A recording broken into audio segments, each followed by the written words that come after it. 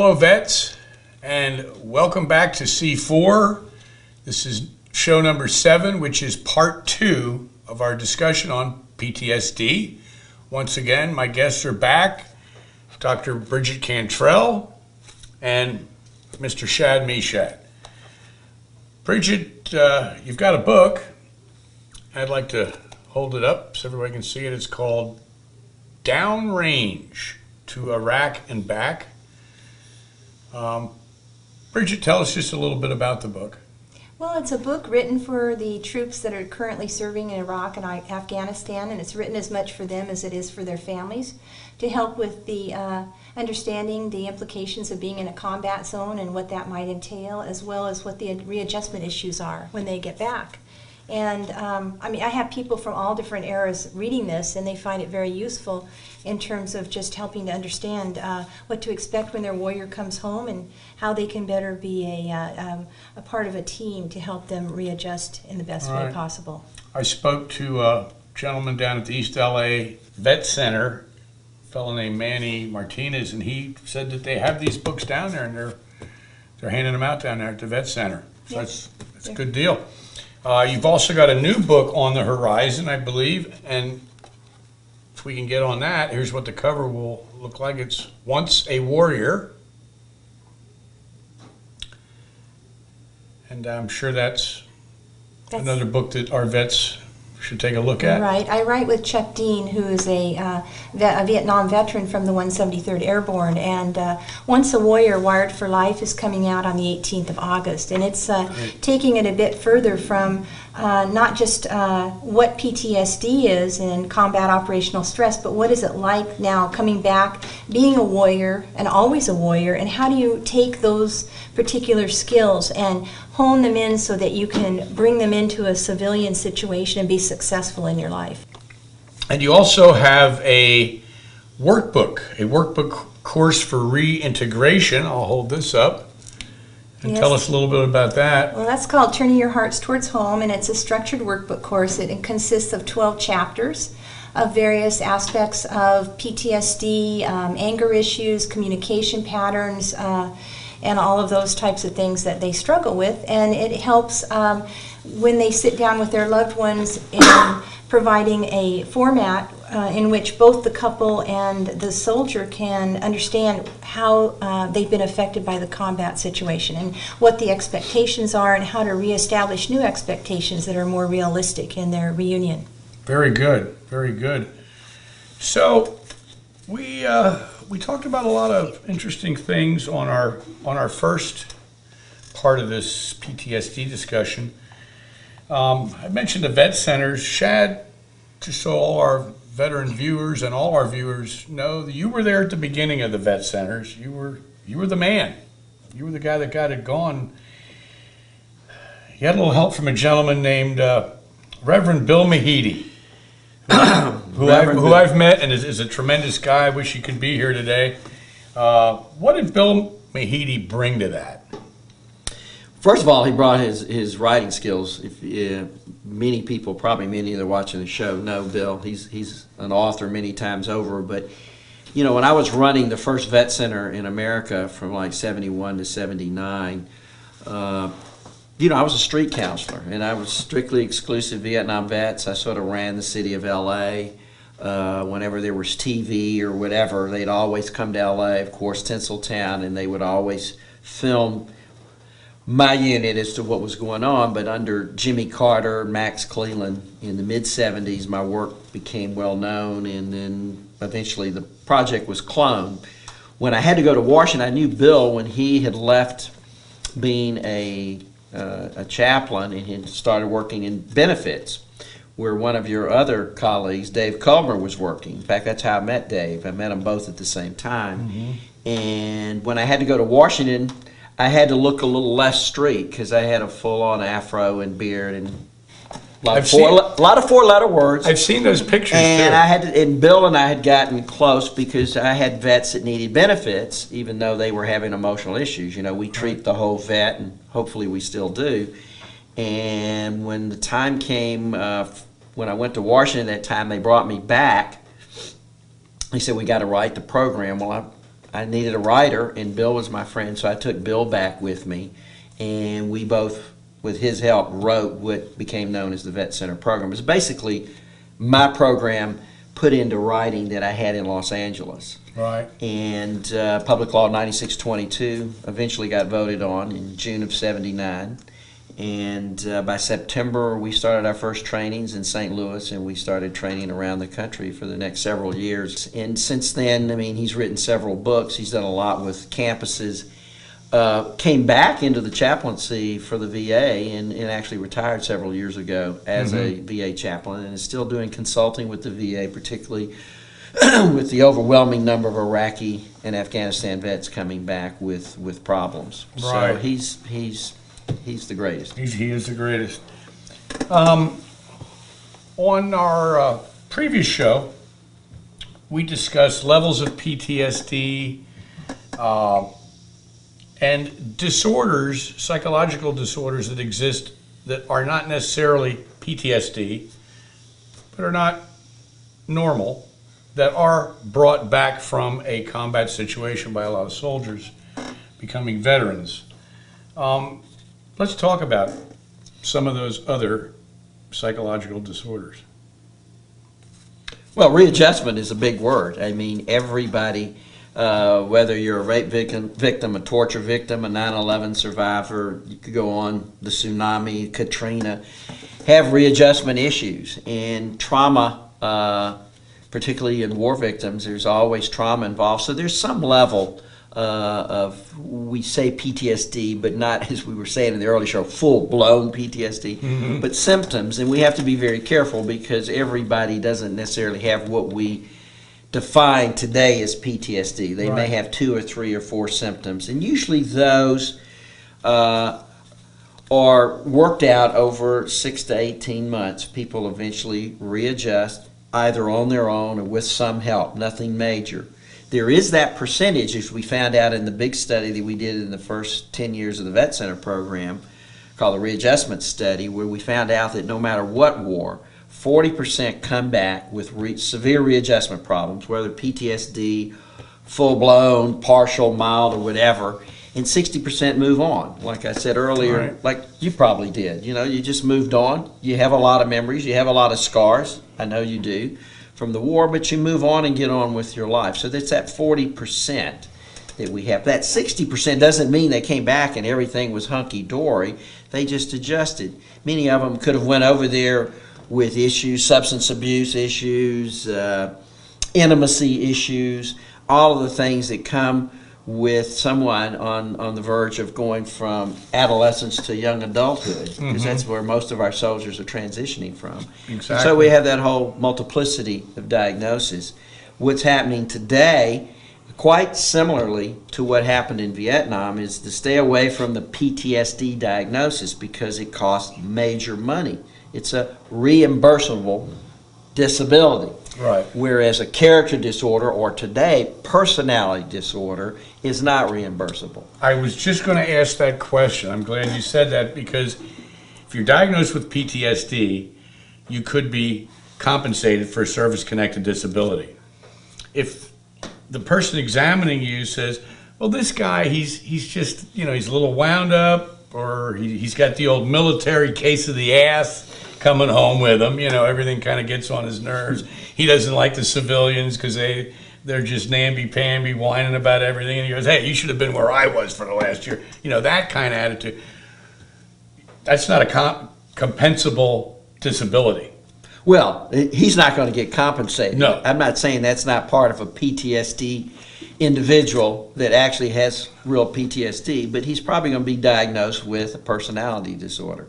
Right. Pre-existing prior to going into the military, which creates a lot of interesting questions, as you can imagine. Well, on that subject, there's this thing in the news that's been bouncing around about this young man who came out of Iraq.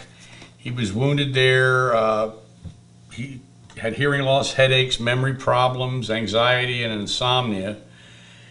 Sounds like possibly TBI. Could that be TBI? It said 107 millimeter rocket blew 2 feet from his head. Okay, so I think we're talking probably TBI. And PTSD. And PTSD. Possibly.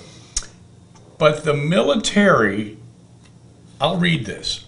When he returned to the States seeking treatment for those wounds, the Army quickly discharged him, asserting his problems had been caused not by the war, but by a personality disorder that predated his military career. I don't even have anything to say to that. That is totally absurd. I was expecting that somebody came back and exhibited some PTSD symptoms and they gave him a personality disorder. This is ridiculous. And I deal with these guys directly. I just met a gentleman this weekend who has a traumatic brain injury. And one of his characteristics is very similar to PTSD. It's anger issues, impulsiveness, confusion, can't concentrate, can't sleep. High levels of anxiety, and so this is a tragedy. It is. And there's more and more research. I mean, they're doing a lot of research now on TBIs, and they're looking at the impact of the explosions and the aftermath of the explosions, when that causes soft tissue damage to the internal organs, retinal detachments, and that type of thing, not to mention the brain injuries. So this is going on every day. It doesn't matter how much hardware you have on you or anything. These things are going to happen, and for them to indicate that it's because of a personality disorder, this is a scapegoat situation here. Right. Well, what about you take a young fella, 20 years old, and I know Shad said this, he's gone from adolescence to adulthood during his military career. 20 years old, I enter the military, and I've got some personality quirks that pre-existed all my life, but they've never surfaced. But they're there. I go to war, I see a number of horrific events, I'm traumatized, and all of a sudden, these quirks have kicked in. Is the military going to tell me that the war didn't cause that? If I would have just gone on with my life as a civilian, they might not have ever kicked in. I wouldn't have a problem. Shouldn't be a question. It shouldn't be a question. First of all, trauma is trauma, regardless of what your personality was. Any personality, we're all personalities. We're all different personalities, can be traumatized. We know that. So the individual comes back. If he has trauma symptoms, regardless of whatever was pre-existing, personality-wise or whatever, he's got trauma. Right. And trauma was produced. These symptoms or these personality traits were there. It has nothing to do with trauma. They're two different things. Right. To say that this trauma occurred because he had these personality traits is ridiculous. Yeah. There's no research to back that up. They just do it and then put the onus on the soldier to file a claim, right, or to fight the claim. And it's ridiculous. It is. It's totally absurd. We're going to take a break. Don't go away. More to come on C4. I pledge allegiance to the flag of the United States of America and to the republic for which it stands, one nation, under God, indivisible, with liberty and justice for all. Enjoy your freedom. Support combat wounded veterans. Presented by the Military Order of the Purple Heart. For more information, visit www.purpleheart.org.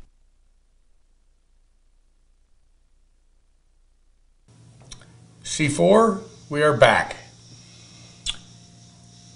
What do we know about service-connected disability compensation rates for returning veterans diagnosed with PTSD? Do we know, we know you get 10%, 20, 30, 40, 50. How does that schedule out? That's really a crapshoot.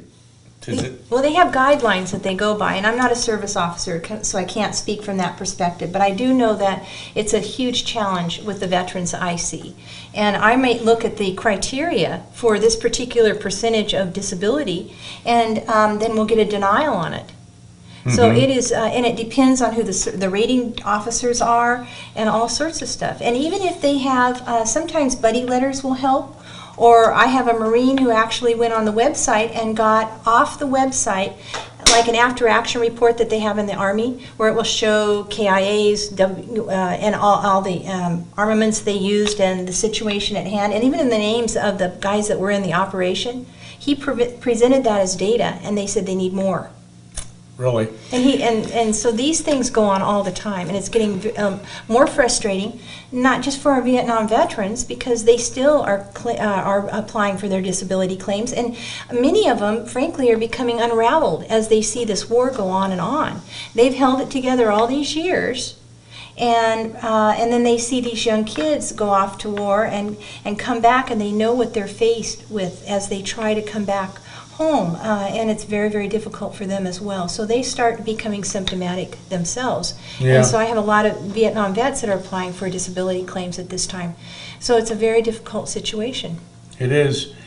And do you ever find that you've done some criteria on a particular individual, and in your mind you're feeling this should be 50% or this should be 70%, and it ends up being much less? Right. I mean, I can't say, oh yeah, you're going to get blah, blah, blah. No, but you can't. No, of course not. But I can certainly see. I know this man very, very well. And maybe I've been treating him for a while, or maybe I've only seen him once, and he needs help. And I know that he meets the criteria. His whole life has fallen apart. He has a history of poor employment records, whatever relationship problems, drug and alcohol abuse, and he just can't fit back in. And so right there, he meets the criteria for a disability claim, and it comes back denied oftentimes. So is it safe to say or fair to say that the soldier applying should not expect a good surprise? It will more likely be a bad surprise. Well, it's a surprise any way you look at it at this point. Absolutely. Don't be optimistic. Yeah. Don't be optimistic. Yeah. Don't be building your life around the fact that you're going to get what you deserve. Exactly. Exactly. You know, I'd like to talk about with Bridget, especially here, because I know you've done a lot of work in this area, and Shad has too. What should family members look for in their returning soldiers when they come back into society and back into the family life? Well, I think it's very, very important that this time we have to do it different than we did with the Vietnam vets. Like Shad said, many of you guys came home, you went into disguise because you didn't want anyone knowing you were a veteran. You wanted to try to disappear and just kind of meld into the framework because you were fighting your own war at home. And so now, hopefully, these family members will do what they can to learn as much as they can about what is it like to come home, what kind of challenges are our soldiers going to face when they get home. And so family members should look at signs of isolation. And I say, you know, isolation is good in small quantities because everybody needs some time to recharge their batteries. But if they see it's getting increasingly more, and maybe even that the buddies whom these guys really have a bond with aren't even able to reach their fellow buddy, their soldier that's come home, that means there's major problems, and those need to be looked at. The family members need to be afraid of or aware of domestic violence. It's on the increase. You can't just expect a warrior to come home from a war zone being trained to do their job effectively, and we know what their job is. Their job is to kill and to be a good warrior. You can't expect them to come home and turn off a light switch and all of a sudden all that goes away because they're in Los Angeles, California, or they're in Seattle, Washington. Those are intrinsic qualities of this person, and as you know, it goes. It's a reaction. You're trained. It comes almost first nature. So we have to really help the families be aware that this could potentially be a problem. And how do you communicate to this? How do you communicate to your warrior so that you don't trigger them? Or how do you know when they say, you know what, you need to back off here. I need some time to myself. You need to listen to that, and you need to allow this soldier time to regroup and be aware if there's an increase in drug or alcohol abuse, be aware if they're more snippy to the children, and just educate yourself as much as possible so that you can also be a partner in this whole process of reintegration. Yeah, if they don't get this deprogramming program put in place, it puts so much pressure on the families. And it'd be a lot cheaper to spend a month or two of these soldiers prior to them being sent home than it would be sending them home and then hoping and talking, because it sounds great that, yeah, the families need to do this or that. How the family's going to get that information other through a show like this or a book like this or whatever. But the reality of it is there's so many coming back and going and coming back and going and coming back that probably the only way that's going to be managed is is while they're in, and letting them know they're going to go, because you're not going to have the money and time to work just with the soldiers and then with all the families. The families, you know, hopefully will read our book, or there should be a network just that plays this around. It should be a show that runs every day, just like commercials, about some of the things to look for. The biggest thing, if the soldier's married or has a significant other or whatever, is intimacy issues. We know that is number one. Intimacy, because that is one thing that's lost in trauma, and that is the thing that destroys relationships.